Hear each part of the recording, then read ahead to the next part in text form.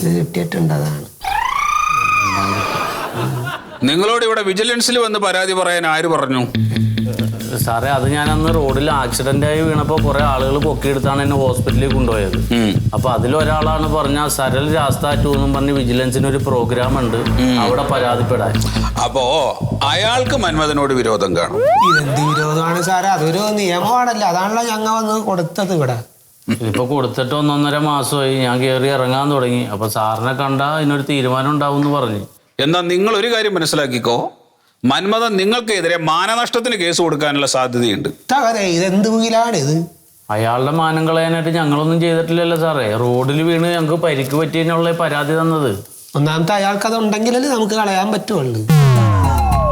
പറയാം കേട്ടോ. നിങ്ങൾ ഈ പറഞ്ഞ റോഡിന്റെ എന്താ റോഡിന്റെ പേര്? പള്ളിമുക്ക് റോഡ്. പള്ളിമുക്ക് റോഡിന്റെ പണി പൂർത്തീകരിച്ച ഡേറ്റ് ഏതാണെന്ന് നിങ്ങൾക്ക് അറിയാമോ? അതറിയില്ല. എന്റെ പൊന്ന് സാറേ, ഇതിപ്പോ ചന്ദ്രഗുപ്തൻ 11ാമന്റെ ഭരണപരിഷ്കാര കാലഘട്ടം ചോദിച്ച പോലെ ആയല്ല.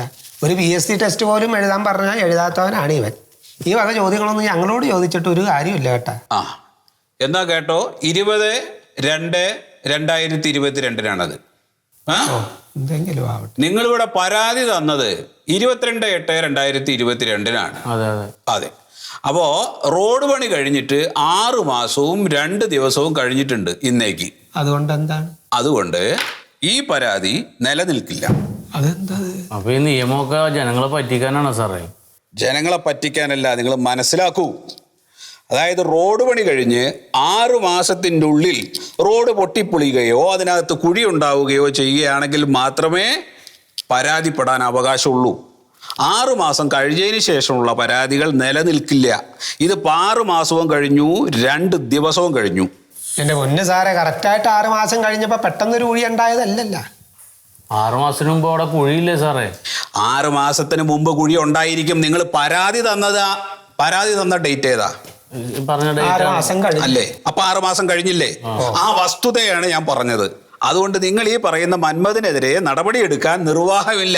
അങ്ങനെ പറ. ഇതിപ്പോ കാര്യം എന്താന്ന് മനസ്സിലായോ നിനക്ക്? നമുക്കൊരു തെറ്റ് പറ്റിയതാണ്. നീ വീഴുന്നതിന് മുൻപായിട്ട് ആ പരാതി എഴുതി സാറിന്റെ കയ്യിൽ കൊടുക്കണ്ടായിരുന്നു. എന്നിട്ടായിരുന്നു നീ വീഴേണ്ടത്. ഇതിവിടെ നിന്ന് നടക്കേണ്ട കാര്യം എന്താണെന്നറിയോ? നമുക്ക് മന്മഥൻ കൊണ്ടുവന്ന് തന്നപ്പോ വേണ്ടാന്ന് പറഞ്ഞ് തള്ളിയില്ലേ? അത് ഇത്തിരി കൂട്ടി ഇവിടെ കൊടുത്തിട്ടുണ്ട്. അത് മേടിച്ചു വെച്ചേക്കാണ് സാറ്. ഇതുകൊണ്ടൊന്നും നടക്കുകയില്ല. സാർ ഇനി ഒരു കാര്യം ചെയ്യ്.